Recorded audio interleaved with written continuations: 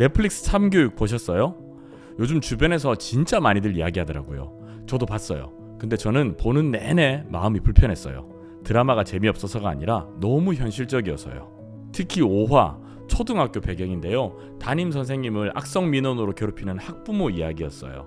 드라마니까 좀 과장됐겠지 하시는 분들도 계실 거예요. 근데 저 전직 교사 출신이고요. 학교를 나온 이후로도 입시업계에서 아이들 많이 봐왔어요. 과장 아닙니다. 오히려 현실이 더한 경우도 있어요. 그리고 그 5화의 모티브가 된 사건 다들 기억하시죠? 2023년 서울 서희초등학교 사건이요. 저한테 이 사건은 뉴스로만 접한 사건이 아니었어요. 제가 교사를 그만두고 입시업계에서 있었던 시절이에요. 지방에 사는 한 여학생을 지도한 적이 있었어요. 이 여학생은 교대 진학이 꿈이었어요. 고백하자면 사실 당시에는 제가 학교를 그만둔 지 얼마 되지 않았을 때라서 학생에게 교사 말고 세상은 넓고 직업은 다양하다라고 조언을 해줬어요. 그런데도 이 학생은 교사가 되고 싶다고 했고요. 같이 준비해서 결국 서울 소재에 있는 교대에 합격을 했어요. 입시업계가 그렇듯이 입시가 끝나면 연락이 뜸해지더라고요. 저도 그냥 그러려니 했어요. 근데 2023년에 서희초 사건 기사를 접했어요. 서울의 한 초등학교 교사, 젊은 여교사, 악성 민원에 시달리다가 극단적인 선택을 했다는 기사였어요.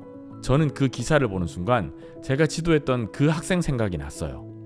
출신 지역도 비슷하고 나이대도 비슷하고 출신 대학도 같았으니까요. 혹시 그 학생이 아닐까 한동안 너무 걱정됐어요. 다행히 제가 지도한 학생은 아니었어요.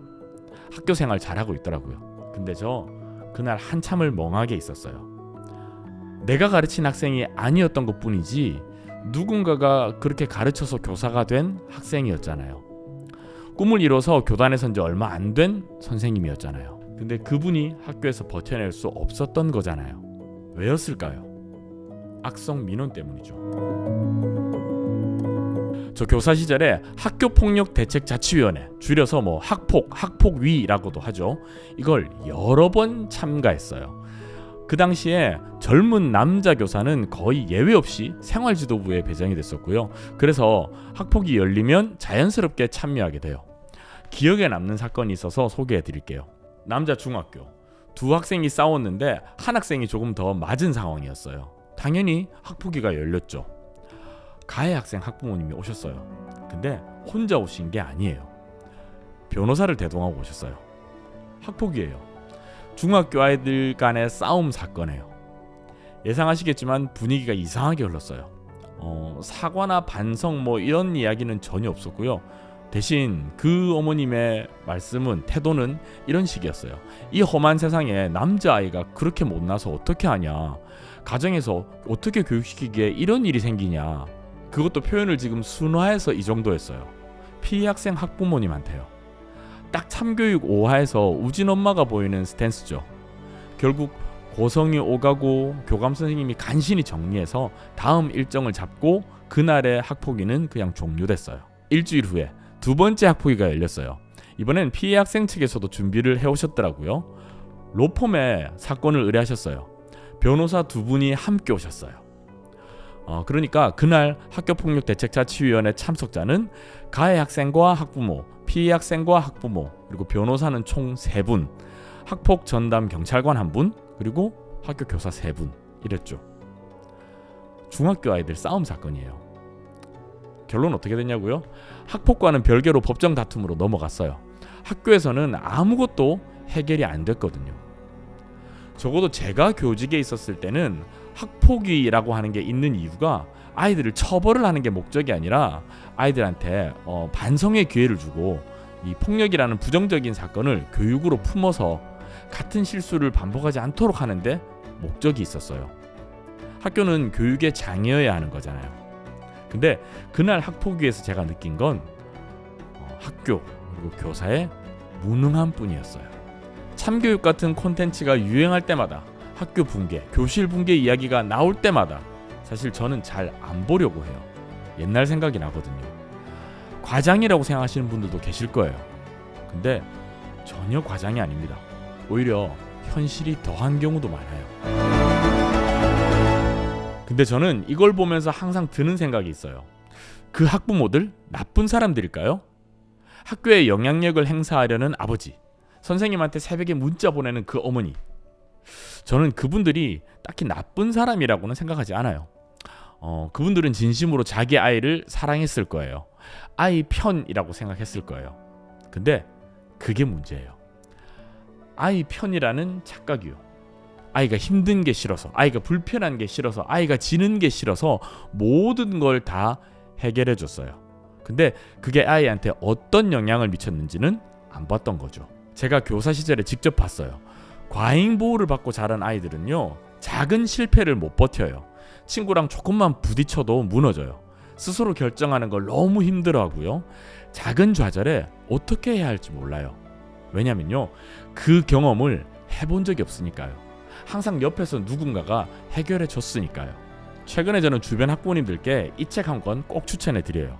인지심리학자인 김경일 교수님이랑 정신건강의학과 류한욱 선생님이 함께 쓰신 책인데, 적절한 좌절이라고 하는 책이에요. 제목에서 이미 다 나와 있어요. 아이에게 필요한 건 좌절을 없애주는 게 아니에요. 적절한 좌절을 경험하게 해주는 거예요. 넘어지면 아파요.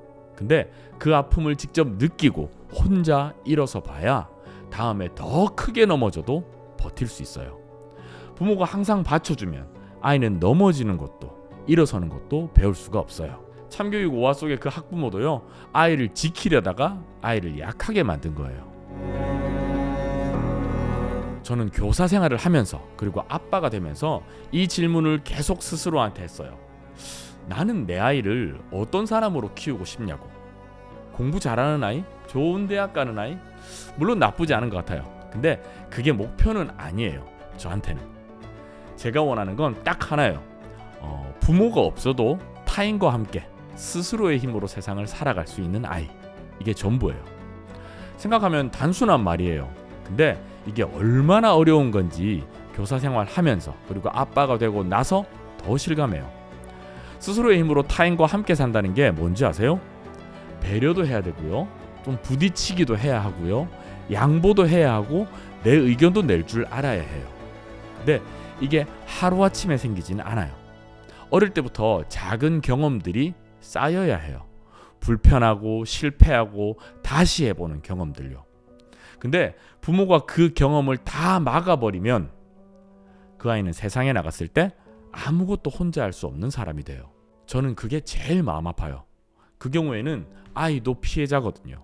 과잉보호가 만들어낸 피해자예요. 오늘은 좀 무거운 이야기를 했어요. 근데 이 이야기를 하고 싶었던 이유가 있어요. 참교육을 보면 통쾌하다, 사이다다, 그 감정도 맞아요. 근데 저는 그것보다 이게 더 중요한 것 같았어요. 저 학부모들이 왜 그렇게 됐는지, 그리고 그게 아이한테 뭘 하고 있는지. 오늘 한 가지만 가져가세요. 아이가 힘들어 보일 때 딱 3초만요. 이게 위험한 건가? 아니면 그냥 불편한 건가? 위험하면 막아야죠. 근데 불편한 거라면 그냥 두셔도 돼요. 그 불편함이 아이를 키우는 거거든요. 오늘 말씀드린 내용 적절한 좌절이라는 책에 훨씬 깊이 있게 나와 있어요. 설명란에 링크 걸어둘게요. 관심 있는 분들은 일독을 권합니다. 진짜로 많은 걸 생각하게 하는 책이거든요. 다음 영상에서는요, 오늘 이야기의 연장선으로 7살에서 9살 사이의 아이를 키우면서 부모들이 제일 많이 하는 질문들, 이거 교육학적으로 하나씩 좀 짚어드릴 거예요. 구독해두시면 고민과 해결 방법 같이 확인하실 수 있어요. 그럼 이번 영상 여기까지 하겠습니다. 저는 밀도 있게 사는 아빠 5이고요. 다음번 영상에서 인사드리겠습니다. 안녕히 계세요. 끝.